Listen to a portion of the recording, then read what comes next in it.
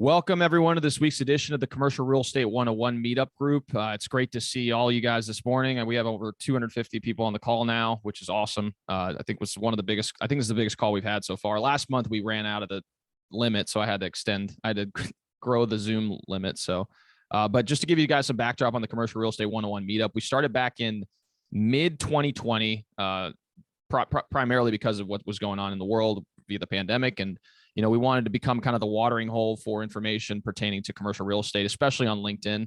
And so ever since then, we've invited speakers pretty much every other week to share different topics pertaining to commercial real estate. And today, I'm really excited to invite Chip Ridge, CEO of Millennial Title, to talk about blockchain technology and how it pertains to commercial real estate and how it's going to affect commercial real estate going forward. So Chip, welcome to the show. Excited to see you. Yeah, thanks for having me. And wow, what a group. I mean, amazing. I've done quite a few of these, and I got to be honest with you, I'm blown away with the participation, and then secondarily, the coverage. I mean, we've got just a wide audience. So hopefully this time is useful, and always excited to talk about this topic and looking forward to our conversation. For sure. Yeah. And we're excited to host you. And for those of you guys as well, like if as we go through this process, essentially what's going to happen is we're going to ask some predetermined questions that I have for Chip, and then we'll open up to Q&A. So if you have some questions that you'd like to be able to ask, feel free to type them away in the chat box and we'll refer them as later. And then also after this meeting, we will be recording this as well. So if you guys want to go back and check it out as well, it'll be available. We'll be posting it in the LinkedIn group as well. So awesome. So first off, Chip, what we like to learn a little bit more about is you. We want to learn a little bit more about you and what got you in the commercial real estate business. Yeah, great. And then one other thing too, I always encourage, I'll put my information as well. If people have some sidebar questions or follow-ups or even material requests, would love to share that with you. So I'll put my contact information as well. And I encourage that.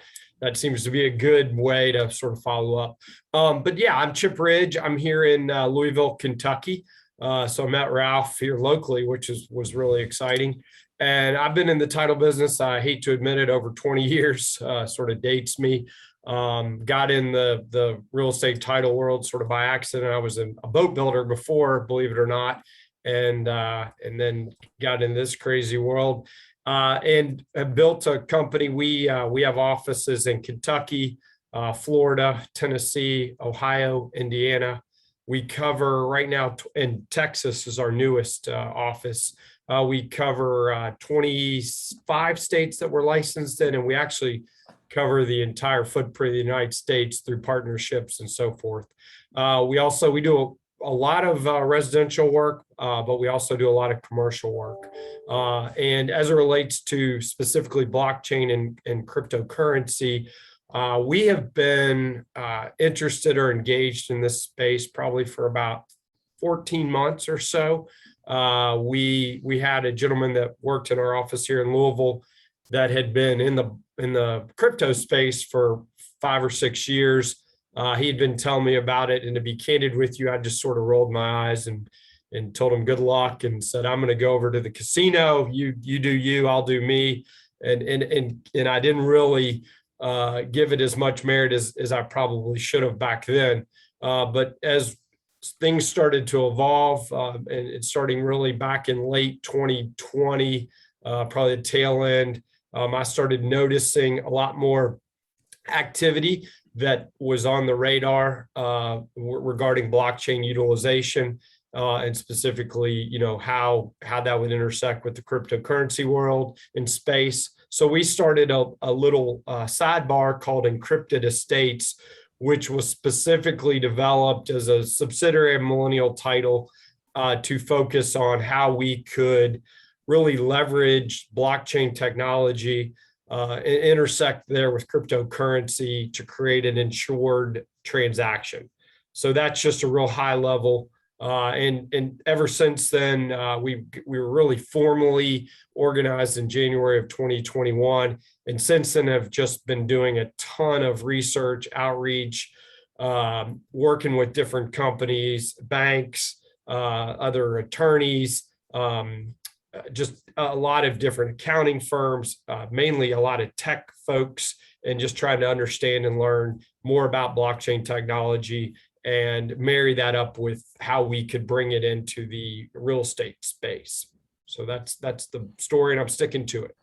You're sticking to it. That's awesome. So depending on our audience, I'm sure there's people with different levels of understanding pertaining to blockchain. So what I wanted to kind of first have you do is kind of explain what exactly is blockchain, and then from there we can dive into, you know, other topics as well. I think having a high level overview would be beneficial for the audience.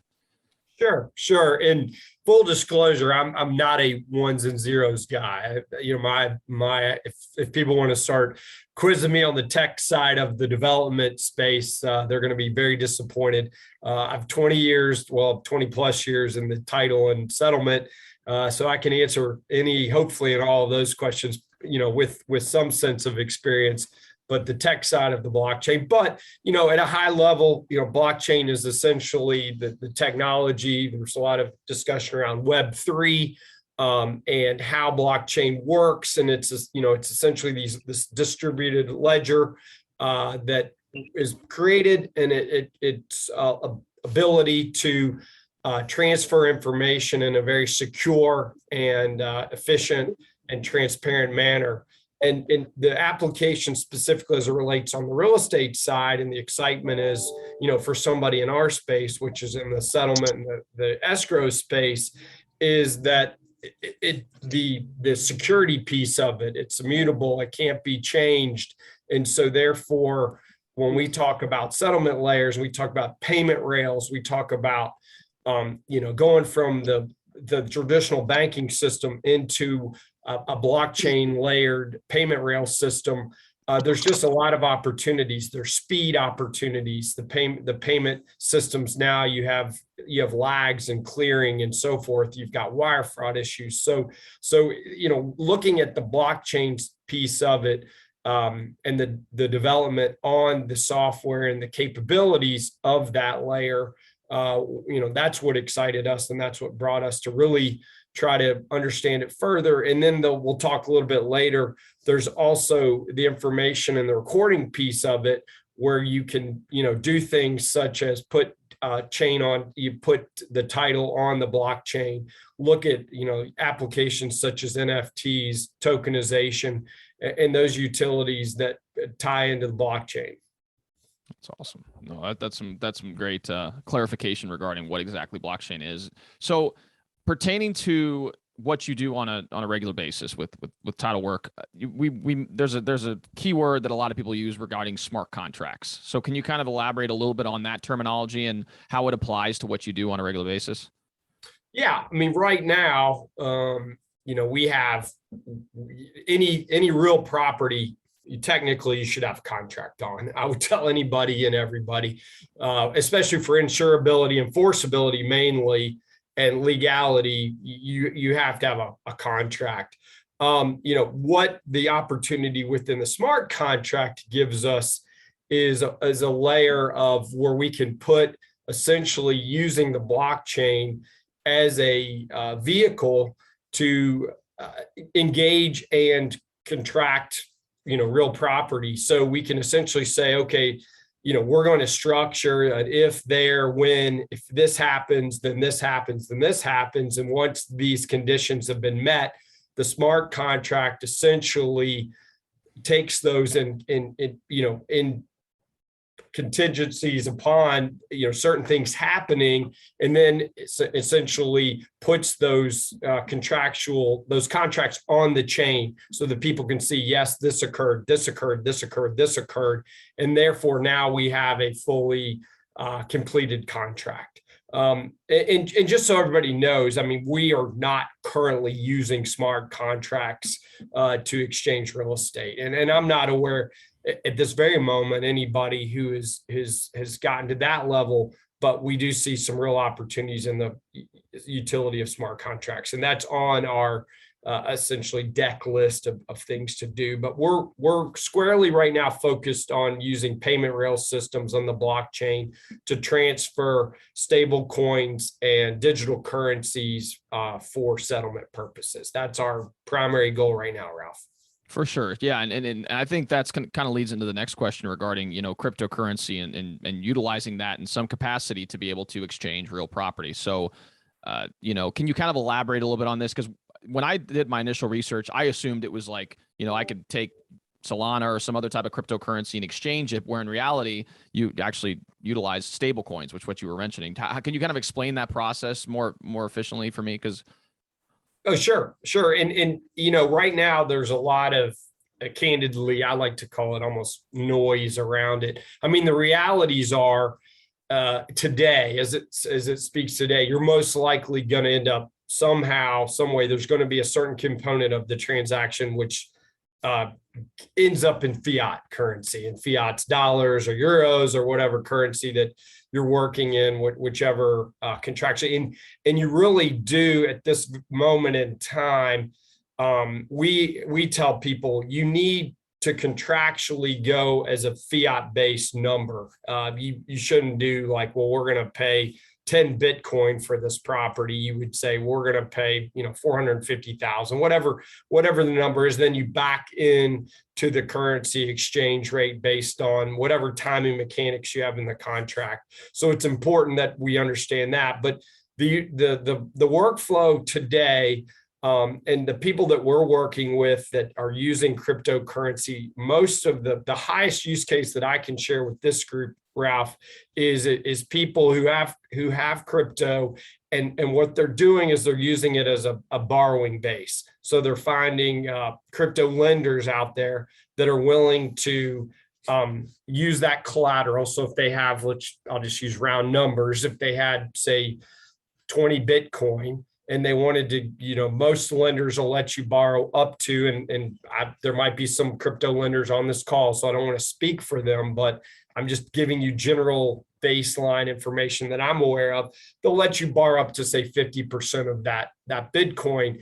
And so you would essentially take that, you would pledge that collateral, and then you would get, give or take, in that case, if you had 20 and you wanted to borrow, 450,000, or a lot of times, honestly, most of the people that we're dealing with are just borrowing like down payment opportunities, or they're doing a hybrid model. They'll take that, convert that currency through the lender into like a stable coin application, send it into our account, and then we'll actually distribute it out in fiat currency. So we're not actually distributing out at this moment. Now, the platform that we are building and working on, we would actually have that opportunity if the seller wanted to accept some type of cryptocurrency.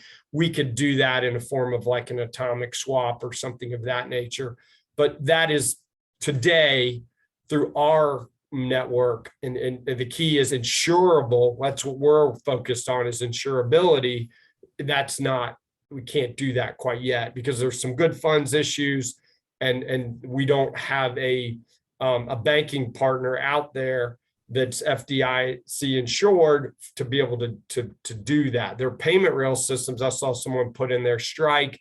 There's BitPay is one that we work with. There's a company called Forum Pay, and those are all great conversion tools. So those enable you to convert crypto to stable coins or to fiat currency. But at this very moment, there's still, Ralph, will most likely end up settling out in a fiat currency because the vendors will want that, most agents that we're aware. One sidebar, and then we can ask questions or whatever, would be, we have worked with a couple of people.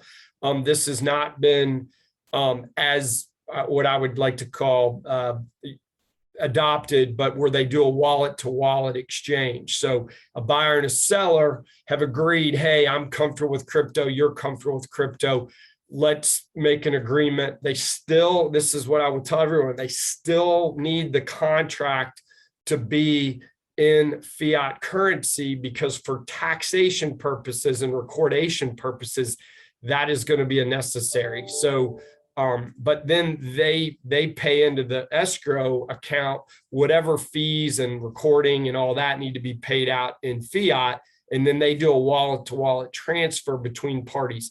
Then very minimal of usually whenever people talk about they get I guess they get uncomfortable, and we've got ways that we can facilitate that and protect the parties. But a lot of times they want us to distribute or disperse all the funds. That makes sense. Yeah. So you're the one facilitating that transaction. So pertaining to cryptocurrency and outside of just cryptocurrency is the concept of tokenization that you talked about a little bit earlier. Can you kind of explain what that is and maybe some of the future implications of that being, in the commercial real estate business? Yeah, no, I think it's probably the hottest use case right now that you're seeing. And it's essentially, I like to compare it to like a fractional ownership. That's what we're seeing the highest use currently, and they're doing it more so, at least based on my interaction with people in the business. They're doing it more so in like Europe and so forth, because there's a little bit less regulation involved. Because really, when you get into tokenizing properties, you get into securities issues. Those tokens, at least here domestically, are considered securities. So you have to go through a security broker. And there's also some issues on compliance and regulatory that just candidly add a lot of expense right now to it. I believe you'll start to see a higher adoption rate as those costs and of doing it and the barriers to entry come down, because you're going to have a lot more people out there that are able to actually can go to and do the tokenization piece. But I see it as being a really powerful tool, Ralph, when people go to, it used to be you'd have to do like a tenants in common. Well, that's fine. And there's definitely some utility to that. And we do a fair amount of them. But when you go to disperse or sell the property, you've got to have everybody aligned. They all have to step together. It's really hard to unwind them if you get a disjointed partnership. So this gives this tokenization, and just to give you sort of a high level, really basic use case would be if I went and bought a 100-plex, and I paid, I paid whatever, $50 million for it, what have you. And I wanted to chop that up into tokens or into fractional ownership, to make it for collateral raise and also for just the ability to reach more investors. I could tokenize it, create these tokens, sell those tokens, and essentially pay on those tokens. And then when that person wanted to exit out, they own that token, they could go and sell that token and get their equity back out. Full disclosure right now, I mean, there are projects out there and there's groups doing those types. That Red Swan, I think, is one that they did a property out in Colorado that was pretty well hyped and seemed to be. I'm aware of some projects down in Miami, Florida for hotels that they're doing this approach to. There are some challenges to that currently. There's still some, I would suggest there's still some lack of clarification around some of the regulatory implications, and I think that's held developers back. And then there's the cost issues as well. The projects have to be pretty large, wide-scale projects at this moment just to support what it's going to cost you on an ongoing basis.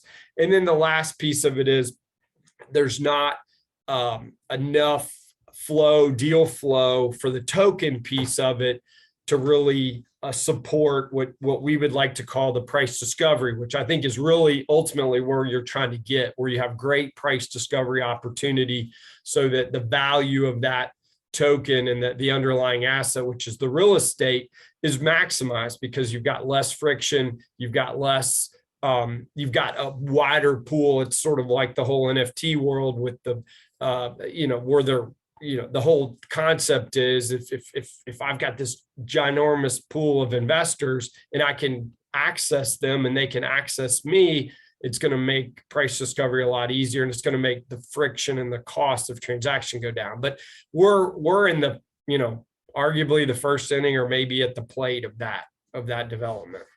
For sure. So just to summarize real quick, the concept itself is to break up a existing opportunity into multiple pieces and then sell that interest to other people. And therefore, at some point in time, like you said, it's still very early in the process.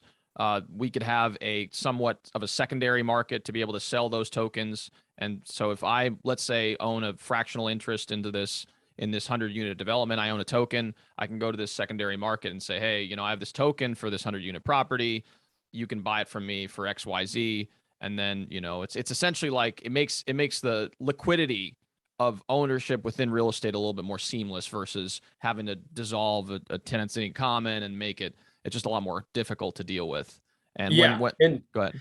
And yeah, and then the other layer to that would be, you know, what they sort of talk about in the DeFi world is the ability also to use those tokens as potential assets for other purposes as well. So you can sort of layer on. I mean, it's hard, you know, if you do a tenants in common or even do some of these, you know, partnership LLCs, it's hard to fractionalize the distribution of income is not that challenging to fractionalize, but the distribution of the asset-based value and the ability to borrow on that in a pretty efficient way can be a challenge. And there are people tokenizing, you know, single properties as well. You know, the thought process there, sort of taking us, you know, back into the title space is, you know, you create these tokens are on chain, and you can transfer these tokens very efficiently. You know, a lot of people in my space are scared of that, you know, of what that potentially looks like, because they're like, well, is that going to devalue, or is that going to disrupt what the title insurance world does? You know, and our perspective is we're going to lean into the technology because we still are confident that we bring value, you know, as a trusted advisor and candidly as somebody who protects the interests of the parties involved in the transaction. So we can still be an intermediary, but full disclosure, you know, we're looking at this as a price savings opportunity. I mean, there could definitely be, if we can do it faster, more efficient, and more secure, we should pass that along to the consumer. That's just the way businesses work. Definitely. Yeah. And it just increases the velocity of transactions as opposed to. Yeah. And it opens it up to a larger base, which actually helps everybody. 100%. Yeah. Because you could, if you have a fractionalized interest within a very large development, for example, you could access it with lower capital than you could outside of just what you had to do with previously. Yeah. We think, like, you know, I know that the opportunity zone stuff is sort of maybe past its peak availability, but things of that nature, even getting into, you know, tax credit deals and so forth, there's some interesting plays there. But once again, we're in the very beginning of that. But I think you're going to start to see, you know, our discussions with the financial institutions. When we first started this, you know, back in the fall of 2020, most of the folks we talked about really just didn't engage at all. They were not interested. Really across the whole landscape of what we were in our business, you know, associates. And now they're all coming back and saying, hey, you know, we've got money earmarked. We're going to be developing a payment rail system or digital treasury management system. The OCC just came out with some clarification rules that's really opening up the crypto space, the digital asset space to banks. In a big way. There was a lot of, you know, noise around, well, could you hold stable coins at an FDIC insured bank? And you know, was that now they're saying, yes, you just have to have proper safeguards and custodial, you know, custodial compliance in place. Still a bit open-ended, but a lot more supportive in the general sense than it was even 6 to 12 months ago. That's awesome. No, and then that kind of leads me to the next question pertaining to how do you see these changes manifesting themselves over the next few years? Because I think that's one of the benefits of us being in this room and kind of discussing this is that you want to get ahead of the curve. You want to understand what's going on so that a year from now, 2 years from now, 3 years from now, you can capitalize on these type of opportunities. So, do you mind kind of? Yeah, no, I mean, it's a great question, Ralph, and it's candidly one that we struggle with on the development side, because when you're trying to work with software engineers and you're trying to solve workflows and so forth, and there's still a lot of questions on, you know, where things are going to go, what happens with stable coins. Does the U.S., you know, Treasury, do they get involved and try to do some type of digital dollar? I mean, those will all have impacts, but at the end of the day, I do believe very strongly that the technology itself, and you look at the use case, it's there. And so I think tokenization is something that everybody who's in the commercial real estate space should, I would suggest be following, because I think it's a great, it's a great way to really build out some of these pro formas. And if you're trying to package together deals, or maybe you're interested in investing in deals or what have you, I do believe tokenization is something that's going to really impact how deals are structured, and the way the inflow and outflow of capital in the commercial markets. Relating to title, there's less clarity there. If you really think about it, if you zoom out, title is done at a very local level. And when I talk about title, meaning like deed recording, each county has their own county clerk, and I'm in Kentucky, and God knows, save the jokes in the chat box, but they're lucky in some of our counties to, they're still doing the old school. I mean, we have the state legislature still trying to get clerks online. Hey, you need to be online so that people can access documents online. So you're dealing with a lot of levels.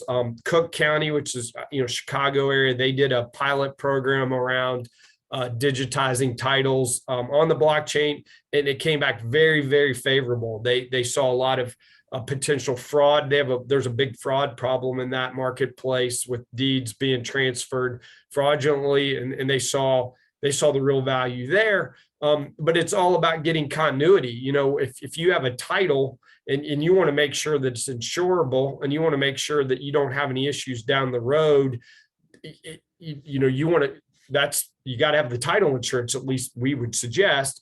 And so it's about getting continuity. But I think Miami, Florida is a place that's really engaged, and they're leaning into the space, and they're talking about some pilot programs on the title side, and Texas as well. So I would just suggest on that space, you just sort of look at your local markets and see what's going on. And then finally, on the banking institutional space, the payment rail systems, I believe by the end of this year, I really believe in my heart of hearts, if you want to buy and sell in crypto, and you want to do it in a purely crypto manner and not have to have any friction and potentially going back and forth into fiat, I believe that opportunity will be there for you.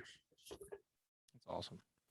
Okay, so I wanted to keep it relatively brief because we do have a lot of people on the call, and I want to make sure we get to your guys' questions. So I'm going to go ahead and open it up to Q&A. I'm looking at the chat box right now, so if you guys have any questions in particular, feel free to drop in.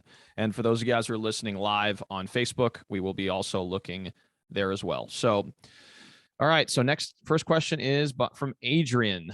So hey, Adrian, they ask, for smart contracts to recognize that a transaction has occurred, example, if the title for a property has been transferred to the correct buyer, it usually needs an oracle, to track this action.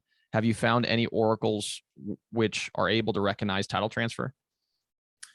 Great question. A little bit above my pay grade on some of the text piece of it, because you get into nodes, and once again, this is not where my biggest strength is by any stretch. That is something. So there's a lot of talk around, you've got the layer one, like Ethereum and Solana, and there's some others that are out there. The biggest issue, and it's a great question that we've bumped into, and once again, that's why honestly, smart contracts on our list of implementation, we'd almost call it like a Gen 3. It's something we see as a great utility, but the realities are, being able to do it in the current environment with, essentially so many different chains, and the ability to cross between the chains, the interoperability of chains is still not super efficient. So no, we have not. We are working with a company called 10XTS. They've got a product called XDEX. They have been focused on the financial institution, the security world, and they're building out essentially a trustless system of being able to index securities on the blockchain on an Ethereum layer, and then essentially create these oracles that will verify, validate that these securities are valid on chain, so that they can be transferred. So we're working with them because they understand registry, they understand recording, but we're pretty far away. I won't lie on that. We're not. It's a great use case. It's just one that probably will take a lot more money than Millennial Title hopes to have. For sure. All right. So next up is Billy Hodes. Hey, Billy. He said, if I'm selling a building, can I reinvest the 1031 exchange funds into a tokenized property? Great question. Right now, my understanding is no. And the reason being is there's the whole like kind issue. And so the tokenization becomes a security. And so you're selling out of a property and you're buying into a security. Now, I don't know if that will continue. There's a lot of discussion on the tokenization piece around whether it should be considered truly a security, because if you really think about it, it's actually we consider it an entitlement to deed, which is not a security, but right now they consider token security. So no, you could not do that. Okay. Great answer, or great response. So Justin Levine asks, wouldn't this model be the early makings of another housing of cards, which caused the financial crisis in 2008 with subprime mortgage-backed securities? It's an interesting question. Yeah, I mean, you talk about sort of the way the structure is. I mean, the way I look at it, and this is more opinion than anything else, like probably everything else I've talked about, but the thing that I think that's interesting is you're creating a much more efficient transaction layer where price discovery, hopefully, if it's on chain, everybody should be able to, track exactly what's been paid for it, when it was bought, when it was sold, and those type of things. And then if you take out all of these intermediary costs, because the transactional costs on these, as most of you know who are in commercial real estate, are extremely high. And in some cases, they're 5-6% of the transaction. So if you start to eliminate some of those expenses, think about the drag rate that has on the property. And if you do it over and over and over, I think that's more of a creates more of the crisis as we start to get into an interest rate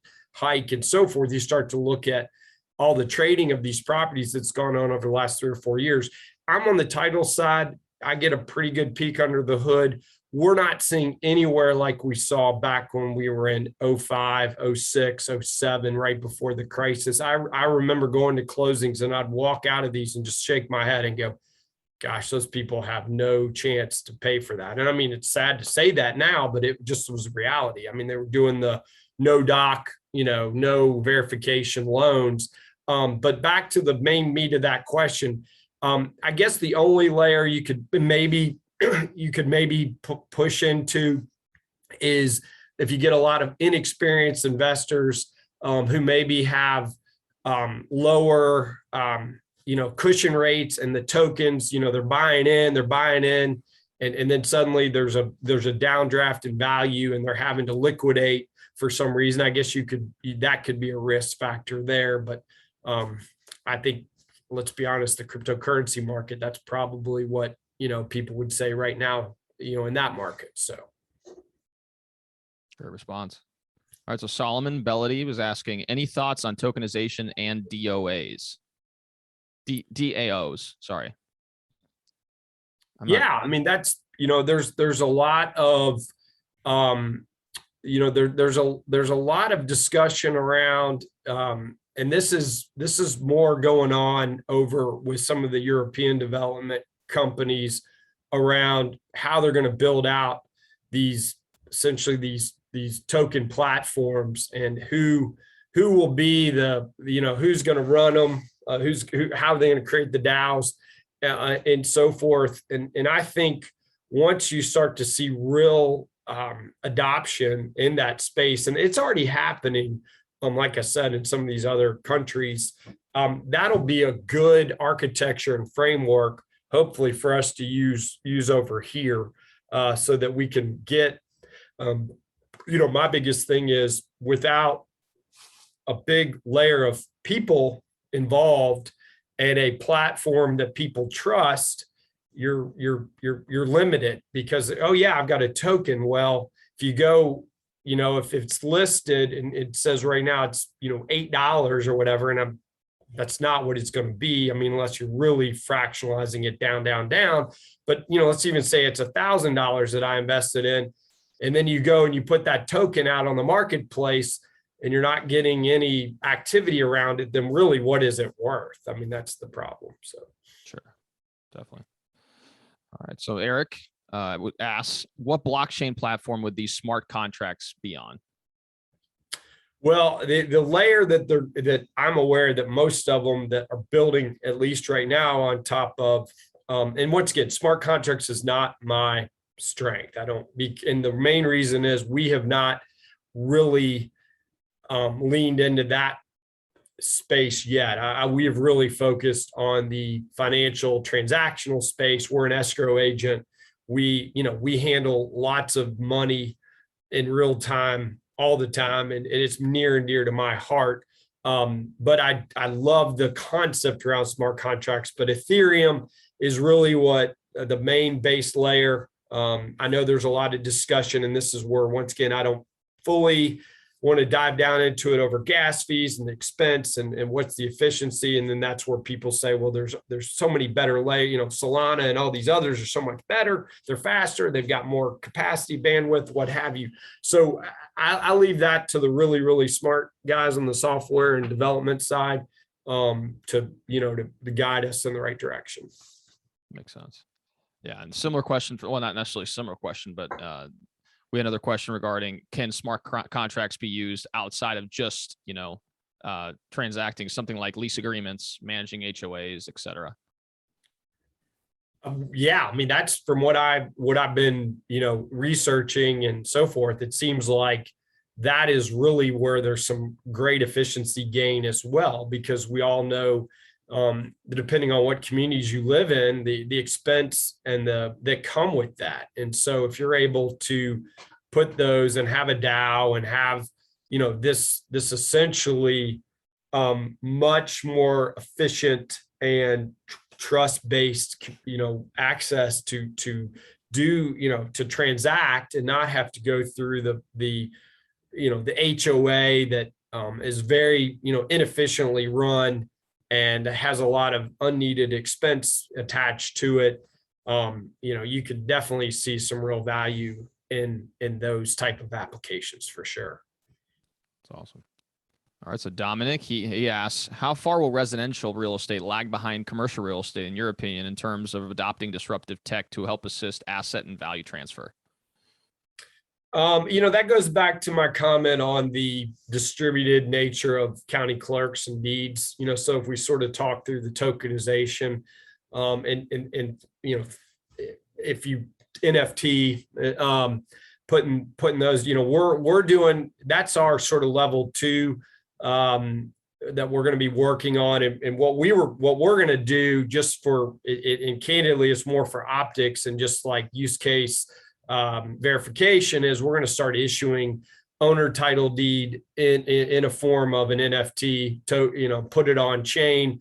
The value of that really is more perceptual. I think what our thesis is that a lot of the younger people that are, newer to home ownership will like that, because then they can take their NFT and post it out there that, hey, and maybe they connect it with the metaverse. Who knows? I mean, that doesn't really involve what we're doing. We're not really looking at the metaverse as a title per se opportunity, but we do think there's some connectivity there that people are really, really interested in, and we want to figure out how to link those together. But I would suggest that commercial would be much further ahead. You have a lot of things going for it in commercial. One, you have a much more experienced group of people on the whole, so they understand risk, they understand nature of financial markets. So that makes it a lot, when you get in the residential space and you start talking about first-time home buyers, you're talking about a lot of layers of people that have varying levels of experience. And so when you add on these new technologies, we're still in the part where, I try to do digital signings and there are people that are uncomfortable with that. So it's sort of the crawl, walk, run approach to it. So I'd say commercial is going to be light years in front of residential. Definitely. All right. So Matthew, hey, Matthew, he asks, what are some newer insurance policies that you guys see being written around the risks that are now novel in the crypto/real estate integration? Could you see representations and warranties insurance playing a role in these transactions? I do, and it's such a great question, and it's an area, we stay in the very specific lane of title insurance, but we've had one or two property and casualty guys that are sort of these groups that do sort of novel products approach us about what ideas and concepts around it. So it's a really interesting question in the sense that it sort of spawned this whole discussion around how you could add on. I mean, I look at it in the traditional world as like we have UCC one type insurance. So, we can do that as a bolt-on policy. So if you go and insure, like a movie theater and you want to make sure that the screens and the seats and the whatever are also insured as part of that. So people don't start stripping that stuff out. But I could see where you could definitely have some interesting insurance products around tokens and trading of tokens and so forth, so that people do feel and have those protections. So they know that, hey, if I get this token, it represents exactly what it was supposed to represent. And if it doesn't, then I can go back and get paid out. Awesome. All right. So Joseph Young asks, what will the future partnership agreements look like in the crypto sphere in regards to buying and selling fractional shares of investment property? I do think that's where the smart contracts will come into play. Once again, that's something for us that is not the high at this very moment, but something that we'll definitely start to pursue it once we have our sort of what we call our minimal viable product available, which is strictly in the treasury management side of it and the escrow side of it. Once we get that to market and we can say, hey, this is what encrypted estates offer, then we'll start to pursue some of these other opportunities. But I would think smart contracts would definitely play a role in that. Awesome. Yeah, and we had a question regarding whether this is recorded. It is in fact recorded, so you'll be able to reference this at a later date as well. So another question is by Joel Dixon. So hey Joel, he asks, are municipalities ready to accept blockchain for central title management? Any front runners right now? Maybe some cities, municipalities, etc. Yeah, so great question, and something that we've sort of with bated breath. I mean, so as we've had these discussions with various municipalities, I think I shared earlier, Cook County did an actual pilot program. It'll have to come with a pretty large funding package around it, because that's what every municipality or clerk's office, the first thing they're going to tell you is, we don't have the resources, we don't have the money, we don't have the technology, we don't have this.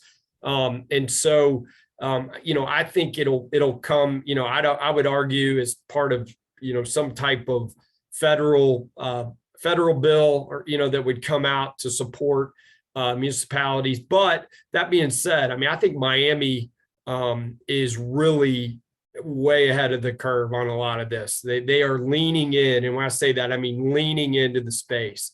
Tampa, Florida seems to be really leaning into the space, and we've got an office there, so I'm a little biased, but you can feel it and see it.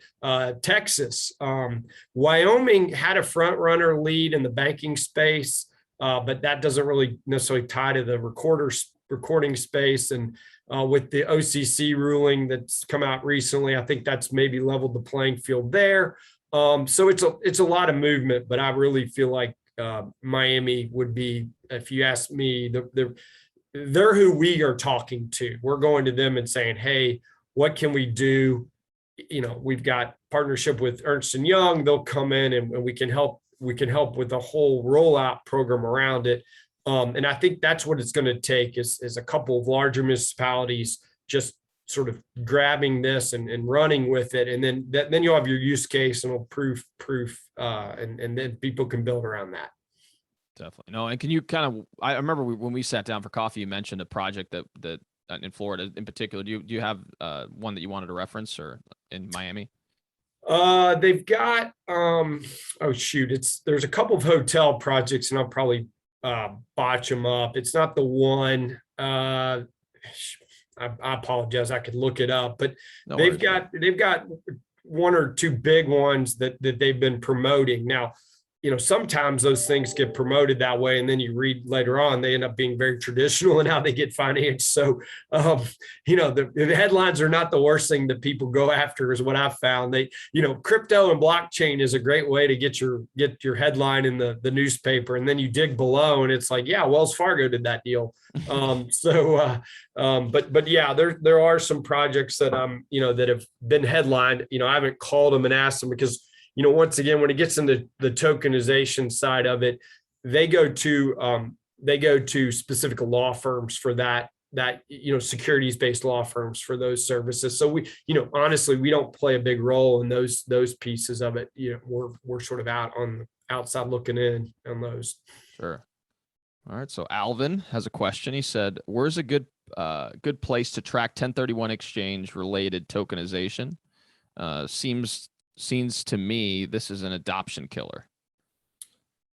Yeah, that's a great question. I'll have to get back with you, Alvin. I apologize. I don't know off the top of my head. We do a lot of 1031 work. We have not had anybody really lean into us with, asking about, crypto utility and maybe moving into that space. Most of the people candidly are just happy to find a project once they sell out. So it's they're just keeping their fingers crossed they find something. So I apologize, Alvin. I don't have an answer for you on that one. Sure. All right. All right. So next up, Alexander. He said, "What would be the main contributing factors in making tokenization of property and cryptocurrency financing a mainstream concept?" I going back, I think the fractional ownership opportunities and the ability to really open the landscape to all types of investors. I'm sure at the start there's still probably and based on what I've looked at and gone through, you still going to be some accreditation process that would occur, but you could open it up to both on the developer side, being able to do your capital raise, and then more, as importantly on the investor side, being able to, get in and get out and create a lot more liquidity in the market. And then, ultimately, depending on where it goes on the titling side, being able to reduce that transfer cost and the closing costs. My peers would hate for me to admit that, but I think that's ultimately where it is going. So you're primarily saying that it just takes time for the adoption piece to come into play, and that's more so part of the reason we're doing this, is to educate people about it so they feel more comfortable, and hopefully at some point in time there's going to be more adoption as far as that's concerned, I'd imagine. Yeah, and we're when you talk to people in the tokenization space, the actual more on the software side, the folks that are building out these tokenization chain, putting tokens on chain and creating the platforms, they'll tell you they have a mile long of inquiries. The issue really comes down to the expense, the front loaded piece of it, and the current regulatory lack of clarity that sort of, I think, have definitely taken what would be a pipe that would be very wide to having it compressed right now. But I do believe as people you get more players in the space, they get more, they won the process, and it gets a lot more efficient. The doc sets, what have you, the compliance issues, the regulatory issues get hammered out. You're going to have just a lot more players in the space that are able to provide these services to would-be developers or would-be investors. And then I think that's where you'll sort of see the tipping point, as I like to call it, of adoption. Great response. Awesome. So Jared, he asks, Are there secondary platforms that you have come across that you think are building a strong platform to trade these commercial real estate tokens?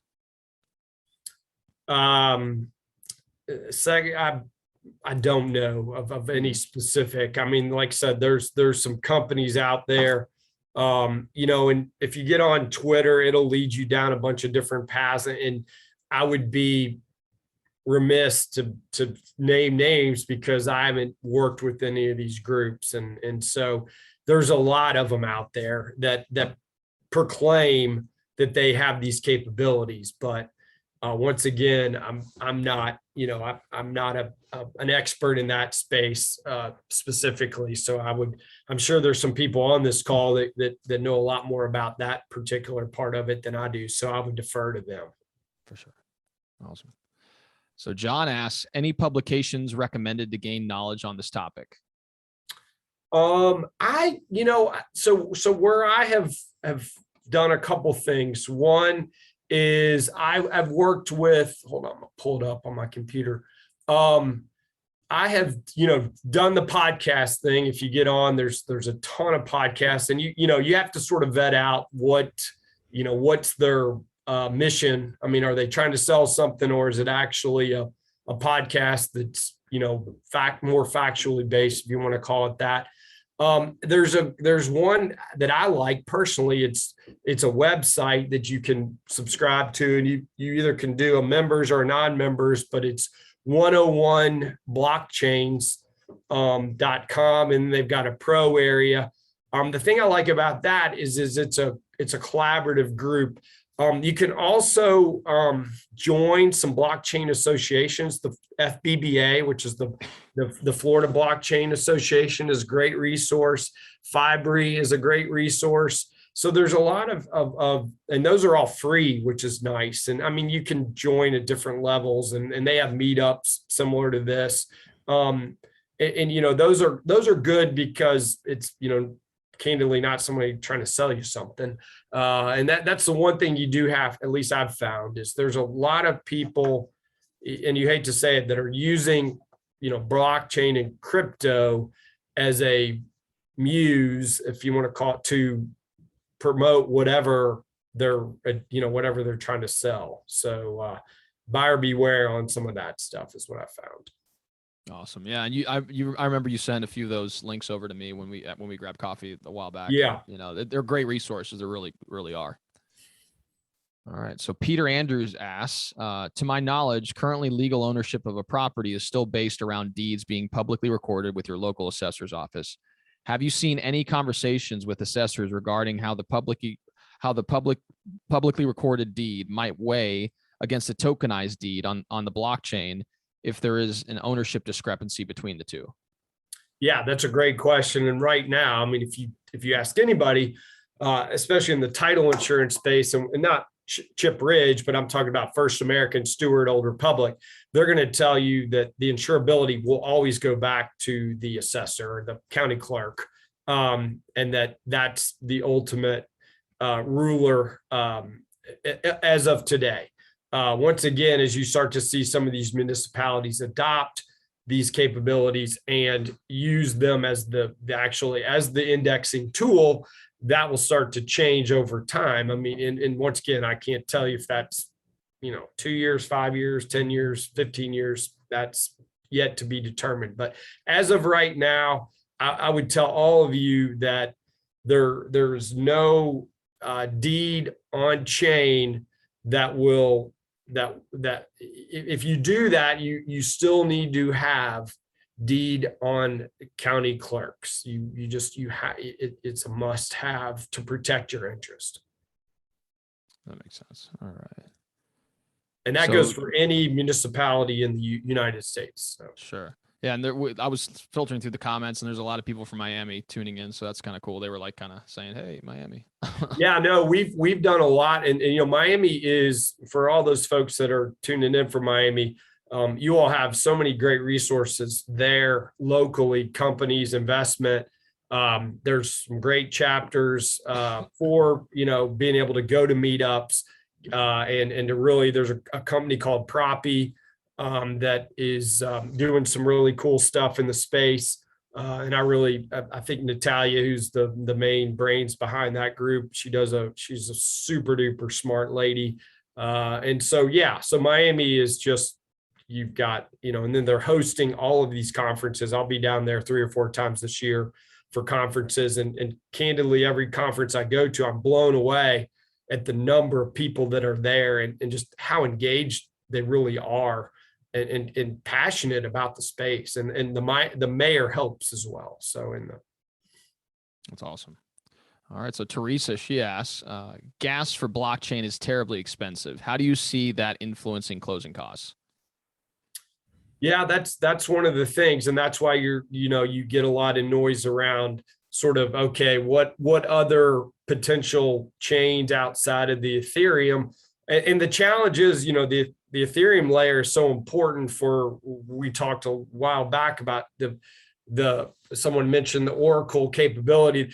The problem is that if we build something, at least that's the way we're looking right now in the payment rail system, it's super important that there's all this interconnectivity, and all of the banks are building on top of the Ethereum layer. So that's where we've got to play is within the layer that will be recognized through the banking system. It's a good question. I would suggest that as there is more and more adoption, and there's more and more competition, and there's more and more tech development, that typically forces expense down. But to full disclosure, I can't tell you exactly that I understand the whole economics behind gas fees and how they're created. I will tell you, I've been a big investor in Ethereum just because everybody that I talk to is building, based on the Ethereum layer. So you look at like a Fireblocks, which is probably the largest, not the largest, but the very large builder of digital treasury management systems for all of the large banks. I mean, we're talking the biggest banks in the world, and all of their programmers are, Ethereum. They're building on the Ethereum layer. So awesome. All right, I think we have time for one more question. I just want to make sure we keep it. Okay, so all right, so last question. So when DOAs can hold government's tokens, aren't we actually contradicting the concept of decentralization, giving the DOA owner the power to vote on future outcomes? Yeah, that is, once again, that's probably, I don't necessarily, I understand where the question's coming from. I don't have a strong opinion on that. So I apologize to the question person. That's probably a group. If somebody wants to jump in on the chat, probably there's some people here who have strong feelings on that. That comes down to governance, and that comes down to, who's pulling the levers behind what. The great thing about the blockchain that we see is the immutability, and the fact that it's there. People talk, they try to loop cryptocurrency and blockchain into the Silk Road. That's the default argument that when you talk to regulators. But then if you really peel back the onion and you tell them fiat cash is probably the most that is the hardest thing to track in the world, and therefore you can track down Bitcoin on the blockchain. You can't track down cash that's been put in a suitcase that's been put under a rug somewhere. So talking about governance and things of that nature, I understand where they're coming from. I don't have a strong opinion there. Awesome. Well, great. Well, Chip, thank you so much for your time. I really do appreciate it. And thank you all for tuning in. If people wanted to learn more about you and maybe get in contact with you regarding any of the services you provide, how can people do that? Yeah. So they, you could just chip at millennialtitle.com. And that's 2 L's, 2 N's. That's probably the easiest way. I've got my profile on LinkedIn's up to date. I'm on the other social medias, but Chip Ridge, RIDGE. Would love to, if anybody has, questions, we've got workflows that I would, be more than happy to share, and we can, share information. We're very open architecture about what we're trying to achieve. We don't, everybody's like, well, what are you doing here? What are you doing there? Our point is, listen, if we can help make things, enhance the process for people, if we get other title companies doing it as well, that's actually great. Please join us. And we're aware of some other folks in the line that we are, but once again, I'd be more than happy. I love talking about it, obviously, but more importantly, I love learning about it. And so I look at, any of these engagements as an opportunity to learn more about it. Definitely. No, for sure. And for those of you guys who are tuning in as well, we will be recording this. So this will be available via YouTube. And we also do record this to put it on a podcast format. So if you guys listen to this in audio format, it's going to be available to you. And we're going to be including both Chip's name, contact information, website, et cetera, in the description below as well. So, well, awesome, guys. Well, thanks again for tuning in this week. Remember, we actually do this every other week. So we'll be having our next meeting 2 weeks from now. Again, we really appreciate all your guys' support, and we'll see you all next time. Thanks a lot. Thanks, Ralph. Great meeting. See you guys. Take care. Have a good one. Ciao. See you guys.